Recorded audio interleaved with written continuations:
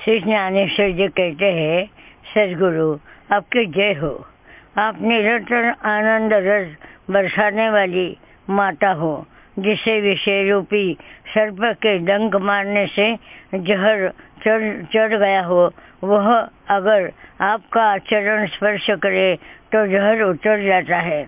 मनुष्य को योग सुख के चमत्कार दिखाई देने लगते हैं। मैं ब्रह्म बन जाऊं, ऐसी इच्छा उसके मन में उत्पन्न होती है।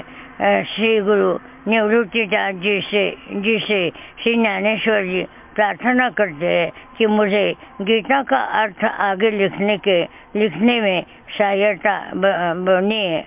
सहायक बनिए, मुझे शक्ति प्रदान कीजिए। मेरे इस ग्रंथ में नवरसों का सागर अहंकार की खाने भावार्थ के पर्वत भर दीजिए। मुझे श्री कृष्ण जी का गुणगान करने के लिए योग्य बना दीजिए।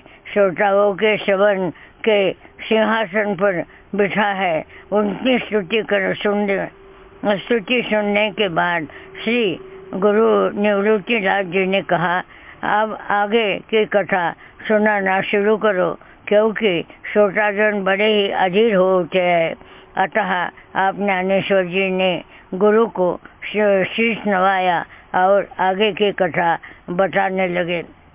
वीर शिरोमणि सोमवंश का विजय ध्वज तथा पांडु राजा के पुत्र अर्जुन बोले, प्रभु आपने मुझे विश्वरूप का दर्शन कराया, लेकिन इतना बड़ा अद्भुत होने के कारण मैं भयभीत हो गया। वैसे मुझे यह आपका सगुण रूप देखने की ही आदत है और यही मुझे पसंद भी है। जब मैंने यह आपको बताया तो आपने मुझे धिक्कार दिया। प्रभु साकार और निराकार दोनों आपके ही रूप है। सगुण उपासना से सगुण की और निर्गुण उपासना से निर्गुण की प्राप्ति होती है। आपको प्राप्त करने के लिए दो मार्ग है। तोले सोने की ईंट का टुकड़ा और एक तोले सोने का टुकड़ा एक समान ही है। वैसे ही व्यापक अथवा एक देशीय स्वरूप की योग्यता एक सी ही है। प्रभु उनको समझाता है भगवान को। वैसे ही व्यापक अथवा एक देशीय स्वरूप की योग्यता एक सी है। प्रभु अभी आपने जो व्यापक रूप धारण किया था, आपका असली रूप था या आपकी लीला थी, वह जानने की मुझे जिज्ञासा है। जो सदैव आपके लिए ही कार्य करता हो, आपके सिवाय दुनिया में उसके लिए कुछ भी नहीं है। सब मनोधैर्य मानो आपके ही समर्पित किए हुए है। ऐसा भक्त और दूसरा ओंकार के बाहर का आपका स्वरूप देखता है, जिसका वर्णन नहीं किया जा सकता। जो अलौकिक अविनाशी निराकार चल रहित है, जिसकी उपासना ज्ञानी सोहम भाव से करते हैं।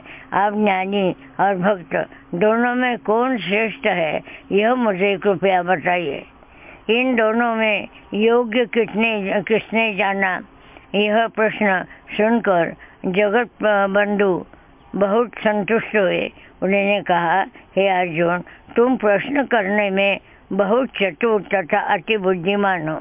जैसे वर्षा ऋतु में नदी का पानी बढ़ता ही जाता है, जैसे जिनकी श्रद्धा दिनों दिन बढ़ती जाती हो, वह रात दिन काया वाचा मन से मेरे पास चित्त रखकर उपासना करते हैं। स्वयं को मुझे अर्पित कर देते हैं। उनको मैं परम योग युक्त मानता हूँ। और दूसरे जो ज्ञानी भक्त है, जो मुझे ब्रह्म स्वरूप मानते हैं और निराकार ब्रह्म को प्राप्त करने की चेष्टा करते हैं, इस ब्रह्म को मन नहीं जान सकता, बुद्धि नहीं समझ सकती, इंद्रियों की पहुँच से वह बाहर है। ध्यान लगाकर इसे प्राप्त करने का प्रयत्न करे तो भी यह इतना गूढ़ रहस्य है कि प्राप्त नहीं होता। जो न चलता है न ठहरता है, जिसको न रंग है न रूप है न आकार है, और ही गुण ऐसे बड़े ब्रह्म की प्राप्ति के लिए वह साधक वैराग्य रूपी अग्नि से विषय रूपी सैन्य को जलाते हैं। फिर जली हुई 30 क्षीण इंद्रियों को आत्म संयम से उल्टी करके हृदय में बांधते हैं। अपान वायु के द्वार को आसन लगाकर मूल बंद लगाते हैं। माया को त्याग देते हैं, निद्रा को भगा देते हैं। मूल बंद आसन के ज्वालाग्नि से तप्त धातु की आहुति देकर व्याधि के षटचक्र को अर्पण करते हैं। बाद में कुंडलिनी की रोशनी में तम को नष्ट करते हैं। आनंद से माँ कुंडलिनी के साथ मस्तक तक जाते हैं। सुषुम्ना नाड़ी को खोलते हैं। इड़ा पिंगला 2 नाड़ियों का ऐक्य करके अनाहत ध्वनि का गजर करते रहते हैं और जीवन तालाब तक जाकर बढ़ते हैं। ऐसे यह लोग सर्वत्र समबुद्धि रखकर योगादि कठिन मार्ग देर न लगाते हुए तय करते हैं। हे अर्जुन, इस प्रकार साधना करके यह लोग मुझे प्राप्त करते हैं। बाकी योग बल से उन्हें अन्य कोई लाभ नहीं होता, उल्टा शरीर कष्ट पाता है। कुछ लोग वर्णाश्रम के अनुसार कर्म करते हैं।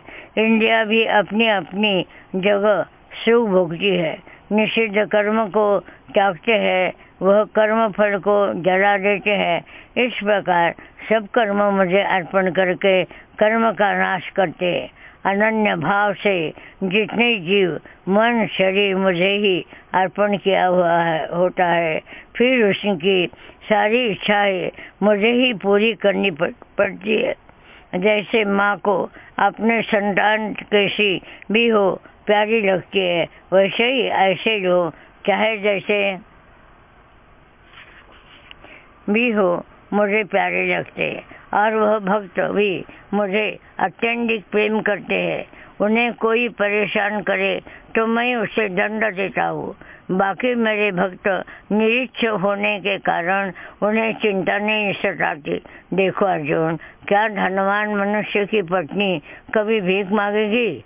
इस तरह मेरे भक्त मेरे कुटुंब के सदस्य ही समझो। भक्त पर कोई संकट आ जाए तो मैं उसका निवारण करने के लिए दौड़ता हूँ।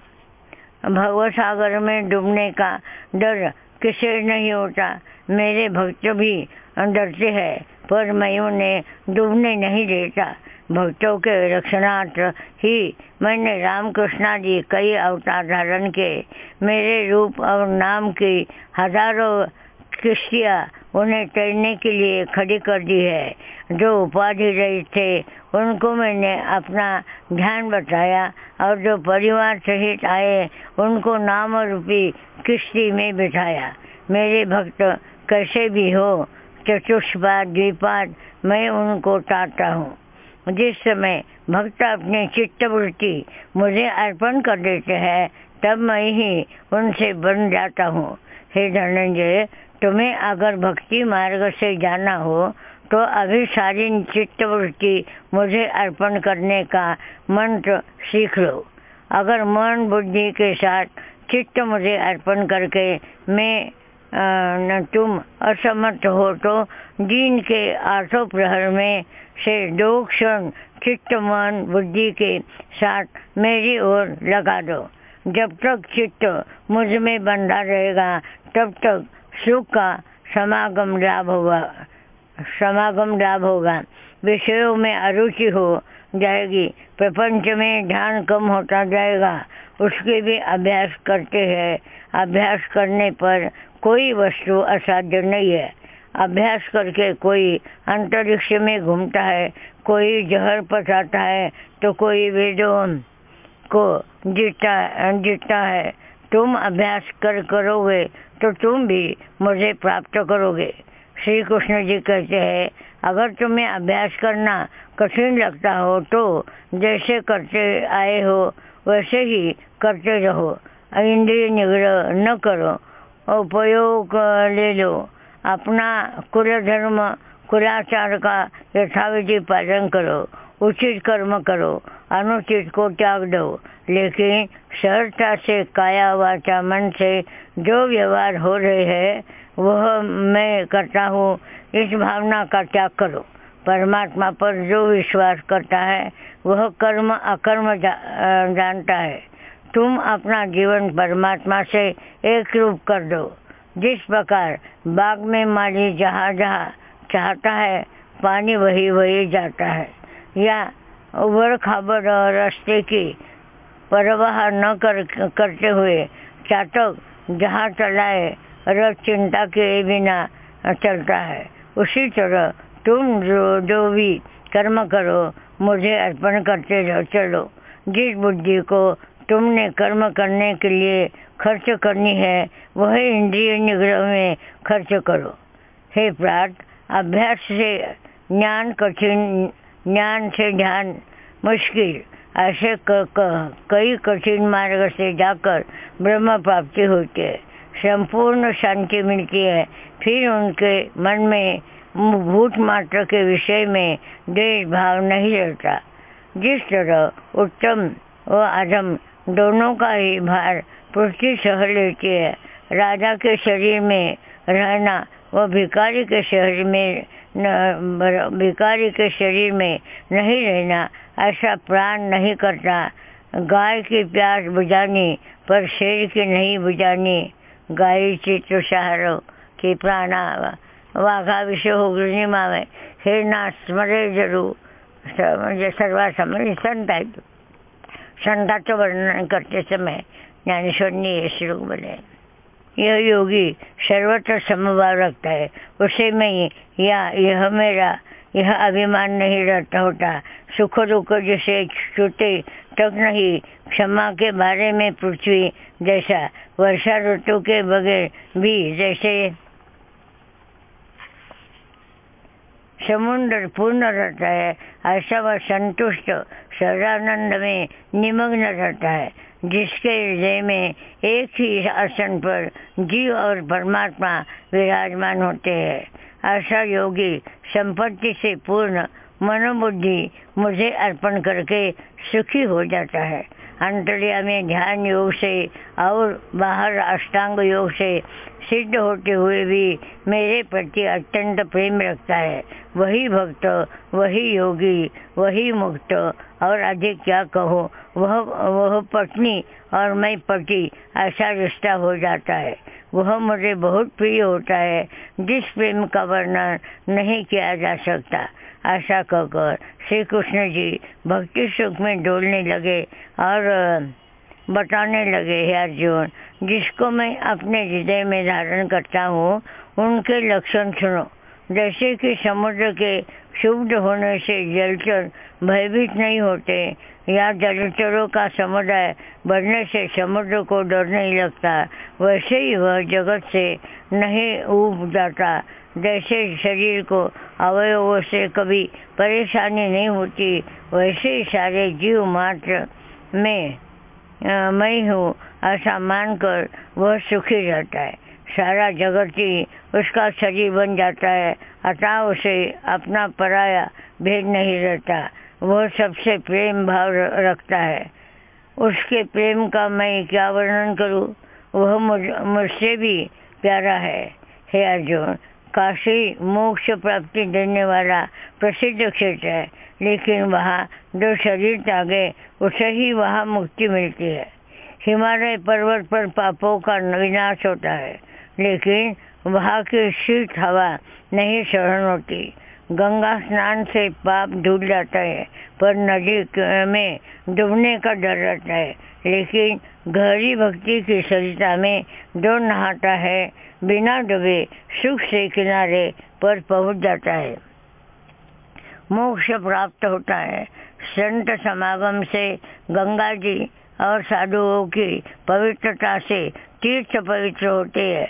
जो सूरज की भ्रांति सबको प्रकाश देने वाला है, ऐसे साधु संतों के समागम से मनुष्य मोक्ष को प्राप्त करता है। ऐसा भक्त मुझे बहुत प्रिय है, जो ब्रह्म प्राप्ति से अधिक किसी सुख को नहीं मानता। वह विषय उपभोगों से निरीक्ष रहता है तथा उसमें द्वेष की भावना नहीं रहती, वह पूर्ण ज्ञान स्वरूप हो जाता है। मेरे भजन में लीन रहता है। किसी द्वारा किसकी निंदा करने से दुख और किसी द्वारा स्तुति करने से सुख नहीं होता। वह निंदा स्तुति एक समान मानता है। घर में या वन में उसकी मनस्थिति समान रहती है। सच और झूठ मुंह से निकल जाने पर भी उसका मौन नहीं टूटता। ब्रह्म स्थिति का सुख लेने से वह कभी नहीं थकता। जिस प्रकार पानी अधिक बरसे या कम समुद्र एक स्थिति में अथाह भरा रहता है, वैसे ही कोई बात उसके मन पसंद हो या मन के विरुद्ध हो, उसको कभी आनंद या ग्लानि नहीं होती। जिस तरह वायु समस्त आकाश को अपना घर बनाए रहता है, वैसे ही सारा जगत ही उसका विश्रांति स्थान बन जाता है। ऐसे पूर्णत्व को प्राप्त करने के बाद भी जो मेरे भजन में रत रहता है, उसको मैं अपना मुकुट समझकर सिर पर धारण कर लेता हूँ। इतना उन्होंने भक्त का वर्णन किया है। लेकिन एक का प्रश्न है कि भक्ति कैसे करनी चाहिए। वैसे है कहना कठिन है, लेकिन औरतों को तो पता है कि बच्चे लात भी मार देते हैं तो औरत उसको संभाल लेती है, सह लेती है, और कुछ झूठा बेटा फेंक देता है, उसके मार भी देता है कभी गुस्से में, तो भी सह लेती है, आगे गोदी में उठा लेती है, हर एक चीज़ को सहती है। अब वैसे भी आमतौर पर स्त्रियों में प्रेम करने की आदत होती है, वो करती रहती है। लेकिन ये हम भगवान के प्रति नहीं कर पाती, क्योंकि हम भगवान को समझते ही नहीं है ना। ये भगवान चीज़ क्या है, जिसके मतलब नमस्कार करने जाते हैं, पंढरपुर जाते हैं, 2 मिनट में हाथ जोड़े पीछे हो गए, और कोई लड़की बड़ी के साथ हो, आए कि नहीं, आगे ये आए कि नहीं, और कुछ मतलब उनमें ध्यान रहता है उनका, तो क्यों जाते दर्शन करने के लिए, मुझे ये समझ नहीं आती। पंढरपुर में जाते घंटा घंटा खड़े रहते हैं, जब भगवान के सामने जाते तो उनको ताकने तक उनके पास समय नहीं होता, ऐसे करके निकल जाते। नारियल रखे घर से, कोल्हापुर में देखती हूँ मैं, वो माँ का मतलब मुंह भी नहीं देखते, वो जल्दी जल्दी नारियल रखते करते, वो भी लोग धक्का बुक्के करते ही है। लेकिन जब भी आप दर्शन करने जाते हैं तो दर्शन यानी चीज़ क्या है? शास्त्र में दर्शन यानी जानना, देखना नहीं। रोज कई लोग हमारे पास आते हैं, करते माता जी, मैंने कहा कहाँ से है? आपका दर्शन करने आए हमने सुने। हमें लगता है इनको क्या मिलता है, आप जैसे एक नाक वाले, हम एक नाक 2 आँख वाले, आप ऐसे, क्या फर्क पड़ता है, क्या मिला इनको? ऐसा प्रश्न मेरे मन में आता है, और पूछ भी नहीं सकते ना, अब भाव से इतनी दूर आए, पहले हाथ में टिका दिए, नारियल टिका दिया, नमस्कार किया, दर्शन करने के लिए कोल्हापुर से आए, इधर से आए, लेकिन कह भी नहीं सकते। लेकिन किसी मैंने पूछा कि दर्शन करने से क्या मिलता है? देख लिया आपने, मुझे देख लिया, मैंने आपको देख लिया, मैंने भी आपका दर्शन किया, तो मिला क्या आपको? दिल्ली में पूछा था मैंने, वो आदमी बोले कि साधारण मनुष्य को भी मिलते हैं, तभी हिंदी में आदत है कि आपका दर्शन नहीं हुआ कुछ दिन, आपको भी बोलेंगे कि क्यों दिवेकर साहब, आपको कितने दिन आए नहीं, आपका दर्शन ही नहीं हुआ, ऐसे आमतौर पर बोलते हैं। लेकिन भगवान को भी कहते हैं कि दर्शन नहीं हुआ, गए नहीं। लेकिन उन्होंने कहा संतों के पास जाते हैं, और मेरा तो अपना भाव ऐसा है कि भगवान के मंदिर में जाके दर्शन करने के अलावा संतों का दर्शन करना विशेषता है, संतों को समझना विशेषता है, जानना विशेषता है, और उनके पास जाए तो क्यों जाने को मन करता है? आप सोचते नहीं है कि जवान जवान बच्चे भी यहाँ आते हैं, और या छोटे बच्चे हैं जिनको कोई समझ नहीं है, वो 2-3 बार आए तो कहते ये आजी के लिए रख दो, लड्डू बनाए ना आजी के लिए रख दो। इन बच्चों को क्यों लगता है? आप किसी बात का संशोधन नहीं करते ना। कौन मैं आजी उसकी नहीं 2 बार 3 बार आया हो। तो इतना ही नहीं, एक घर में हमारे सामने रहती थी, मेरे में लड्डू माँ ने बना के रखे थे। वो नहाने गई, उसने क्या किया, एक थैली ले ली कपड़े की, उसी में जितने डाल सके डाले और ऐसे ऐसे करके बड़े मुश्किल से ले आया 5 आजी आजी आजी आवाज लगाई नीचे से। मैंने क्या ले? लड्डू ले आया, माँ ने बनाया, वो लाती नहीं ना, मैं ले आया। तो इन्होंने ये सोचना चाहिए कि कौन आजी, अभी उनका परिचय हुआ मेरा 2 महीने हुए थे, तो उनको क्यों इतना खिंचाव लगा। तो जो हमारा आत्म तत्व की शक्ति जो बढ़ाते हैं हम लोग, हमें जो किरणें हमारी विकसित होती है, जो आपको खींच लेती है, आने को मन करता है, वैसे बच्चों को भी करता है। लेकिन ये क्यों करता है, बाकी सबके पास क्यों नहीं करता? तो यहाँ आके जो दर्शन बोलते हैं उनको पता नहीं दर्शन क्या चीज़ है। वो देखने के दर्शन बोलते, देखने से नहीं। जो हमारी जो आकर्षण शक्ति है वो उनको आकर्षित कर लेती, चाहे कोई भी आए। और नौकर क्यों नहीं आया, तो जाते समय माँ जी आ रहा हो करके नमस्कार करेगा, बाकी किसी को नहीं करेगा। आप बैठे आपको नहीं करेगा। तो ये कुदरती होता है, आत्मा में आत्मा का खिंचाव होता है। हमने जो आत्मा शक्ति बढ़ाई है, तो आपका आत्मा छोटी है, ये तो निसर्ग तत्व है कि आपकी आत्मा की शक्ति कमी है, वो तो हमारी खींच जाती है। तो ऐसे भक्ति का ये है, आदान प्रदान होता है। तो भगवान को आप आंखें भर के देखे, चाहे पांडुरंग हो चाहे राम हो, जैसे भी हो, एक चित्त हो कि उनको देखे, वो दर्शन है। नहीं तो डाले रखा, ये रखा, हाथ दिया, कोई अंदर होगा तो डालने के लिए निकल आए, तो ये दर्शन नहीं।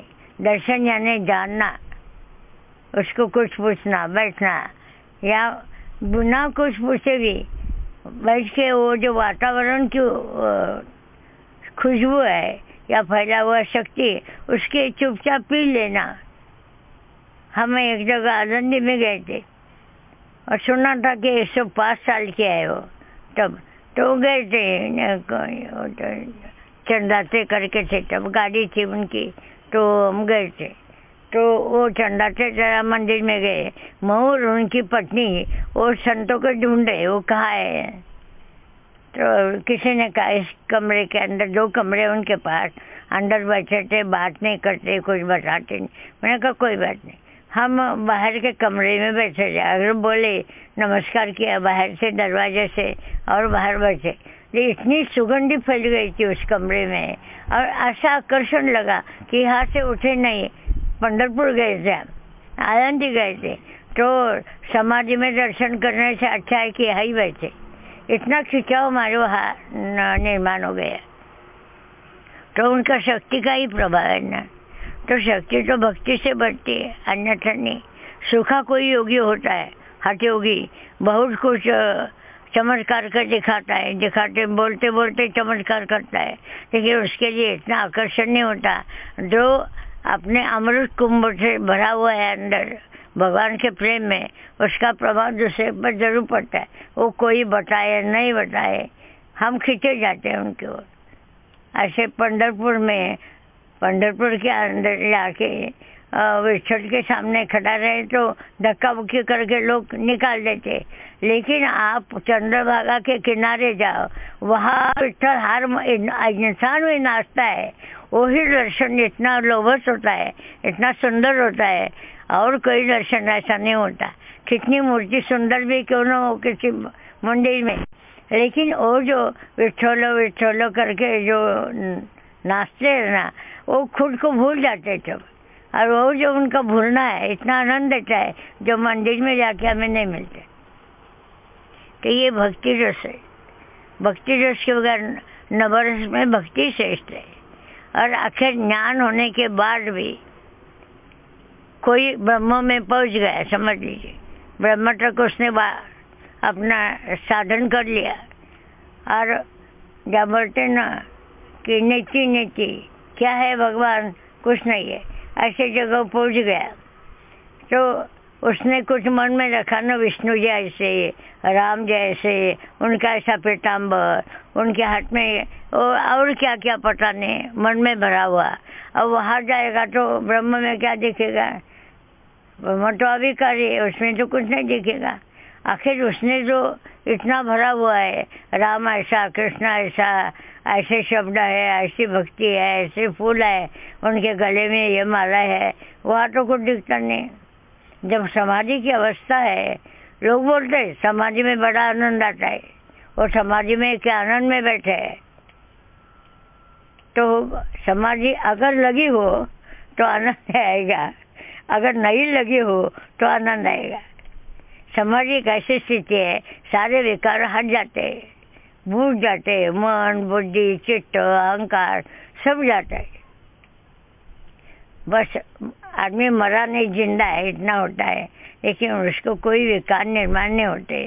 तो समाधि में आनंद कैसा आएगा? कौन है वह करने के लिए कि आनंद आया? जो मन नहीं मरा है तो कौन बताएगा? हाँ, उसके उपरांत वो जो अति शांति में जाता है, तब उसके उपरांत उसको आनंद मिलता है कि बहुत शांत हो गए मन, अति शांति मिली। वहाँ तो कुछ नहीं, तो ज्ञान फेंकना ही पड़ता है वहाँ जाके।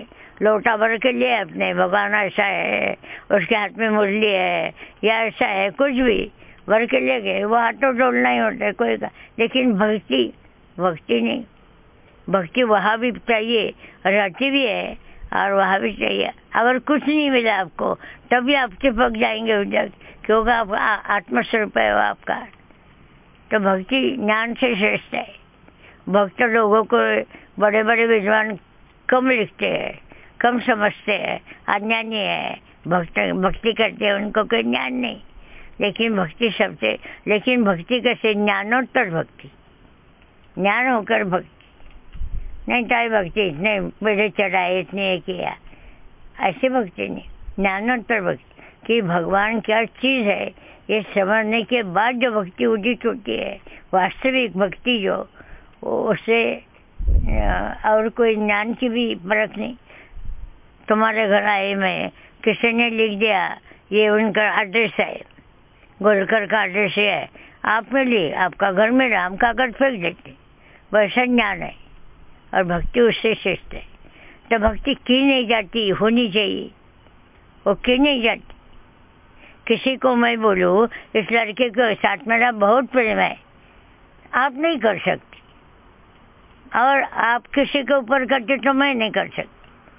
तो ये कुदरती अंदर से आना चाहिए, भक्ति का ये प्रेम चाहिए। जो उच्च पद्धति का प्रेम है वही भक्ति, उससे अनुराग है। श्री कृष्ण जी अर्जुन से आगे कहते हैं, जो पूर्ण रीति से तुम्हें मैंने योग बताया वह भगवत प्राप्ति से भरा हुआ भक्ति योग है। इस योग की अमृत वर्षा करने वाला धर्मानुकूल बातें सुनकर अपने अंदर जो अनुभव लेता है और इस योग पर निष्ठा रखता है, वह मुझे प्राप्त होता है। मुझे सर्वश्रेष्ठ मानकर मेरे प्रति जो प्रेम रखते हैं वही इस जगत में भक्त है, योगी है। संजय जी कहते हैं, राजा धृतराष्ट्र जी, सर्व जगत को आनंद देने वाला, इस सृष्टि को उत्पन्न करने वाला, शरणागत की रक्षा करने वाला, निर्मल निष्कलंक श्री कृष्ण जी ने अर्जुन को उत्तम भक्ति योग कहा है, जिससे मेरे कान भी तृप्त हो गए। श्री ज्ञानेश्वर जी ने कहा, श्रोतागण, आप संत स्वरूप ही है, आपकी शरण लेने को ही श्री गुरु निवृत्तिदास जी ने मुझे सिखाया है। 12 वाद्य समाप्त हो गई। शुरू के अवस्था में मैं बिरला मंदिर बड़ी जाती रहती थी, तब बीच में वहाँ की मूर्ति अच्छी है, पता नहीं मेरा मन खिंचा रहता था, जहाँ भी जाओ वहाँ तो जरूर बिरला मंदिर जाती थी। तो ऐसे ध्यान में ही मैं बिरला मंदिर गई और नारायण के सामने बैठी, ऐसे लगा मुझे। तो ऐसे लगा मुझे नारायण के मूर्ति से एक छोटा बालक आया और मेरे दाएं गोदी में बैठ गया और मेरे हाथ में वीणा है। मैं मेरा हो गई, मेरा का भाव आ गया और मैं गा रही हूँ। वो लड़का मतलब बच्चा से सुन रहा है बैठ के। तो मुझे लगा कि ऐसा क्यों देखा मैंने कि विष्णु जी से एक लड़का निकल रहा है, मेरे गोद में बैठा है और मैं गा रही हूँ। मुझे तो गाना आता नहीं, सितार बजा रही हूँ मैं और मैं सुन रही हूँ सितार। 1 घंटा तक ये चला था मेरा।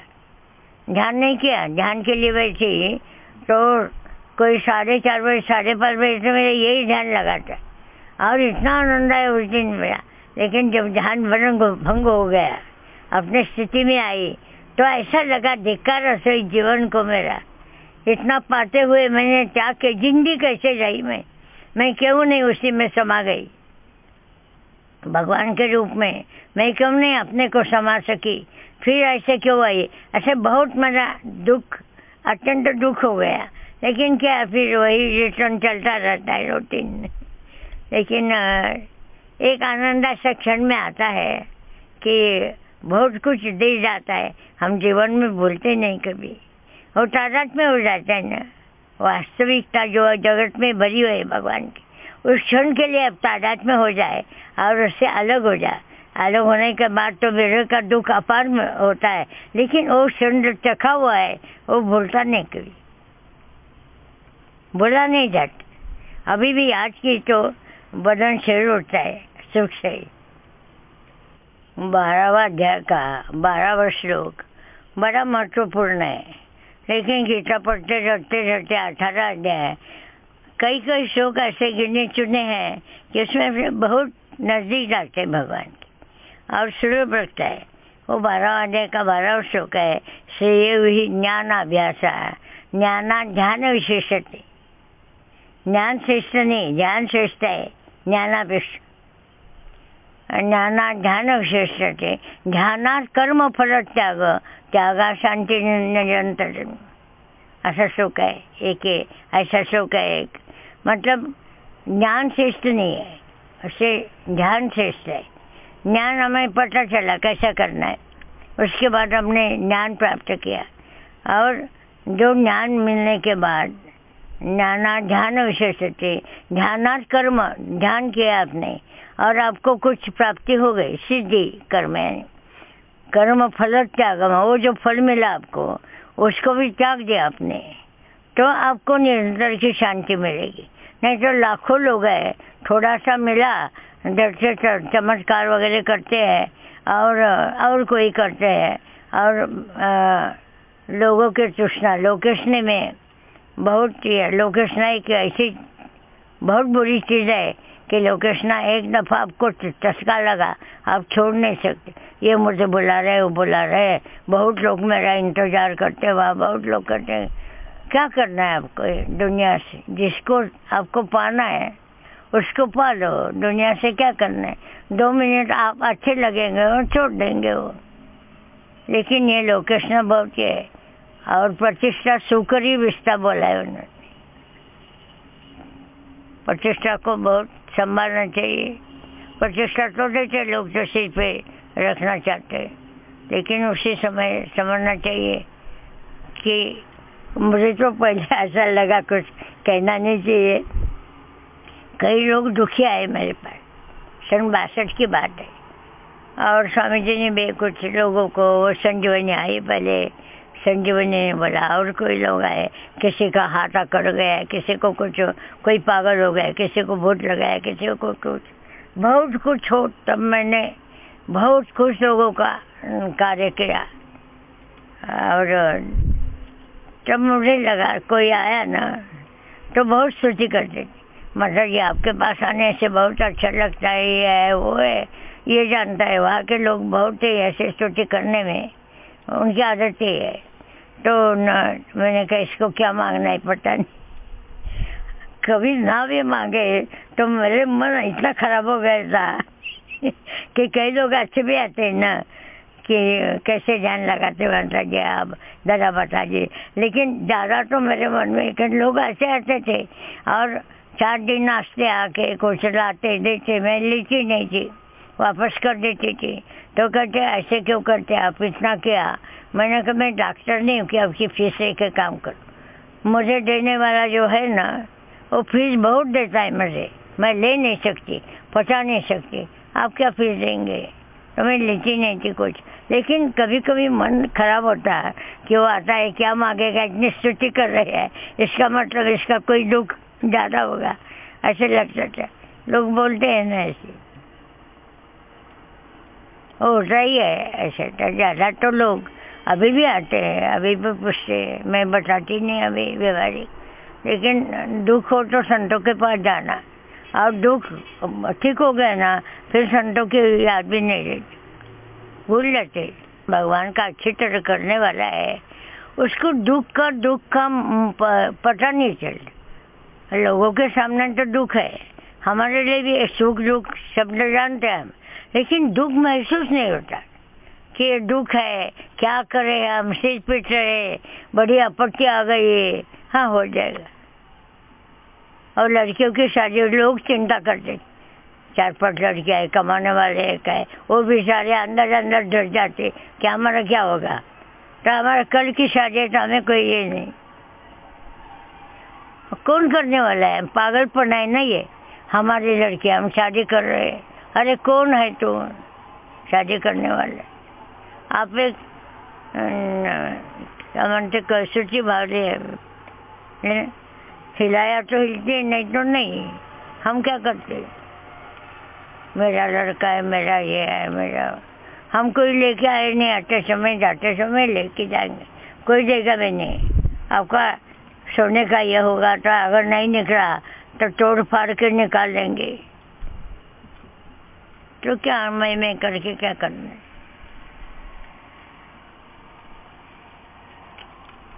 वास्तविक सुख मिलने के बाद दुख महसूस नहीं होता। कितनी भी आपत्ति आती है व्यवहार में रहने को, महसूस नहीं होती। और एक दफा मुझे ऐसे हुआ था कि किसी ने ऐसे ऊपर टांग पत्र लिखा, मुझे मालूम नहीं, कुछ नहीं, किसी ने कुछ बताया होगा, पता नहीं। तो इतना शब्द का इतना करके बहुत कुछ अजीब सा पत्र लिखा था। और रिश्तेदार थे हमारे। मैंने कहा उनको इतना अधिकार है मेरे मन में कि वो तमाशा भी मार देते, गलत चले तो मान लीजिए, तो मुझे क्यों नहीं पूछा इन्होंने? घर में हमारे घर में किसी को नहीं पूछा कि वो घर में ऐसे रहती है, क्या करती है, ऐसे क्यों वो लोगों से सुन के क्या? ये मुझे दुख लगा। तो रामदास जी ने मुझे बताया कि तुम्हें इतने खत आते हैं, हमारा लड़का ठीक हो गया, हमारा ये हो गया, वो हो गया, तुम्हें बड़ा अच्छा लगता है। वही अक्षर ये इसने लिखे है, वो जो 52 अक्षर है वो ही लिखे है ना, बाहर का तो नहीं है। तो तुम्हें दुख लग रहा है? मैं आश्चर्य से देख रहा हूँ, मुझे आश्चर्य लग रहा है। वही शब्द है, एक चाहे और एक गो लिखा होगा, लेकिन शब्द वही है ना।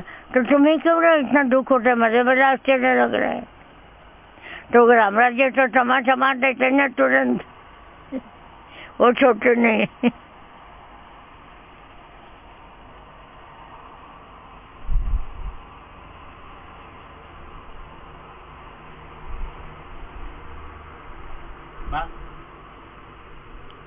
एक पत्र आया मुझे, वो लड़की गुरु गुरु करते मुझे बोलती होगी कि ससुराल में उनके जो गुरु है कहते तुम्हारे गुरु त्याग दो, मेरे लड़के की नौकरी गई है ना, कंपनी बंद हो गई, तो हमारे गुरु नौकरी लगा देंगे, तुम्हारे गुरु ने क्यों नहीं लगाई? तो तुम छोड़ दो गुरु को और दूसरा गुरु हमारा गुरु धारण करो।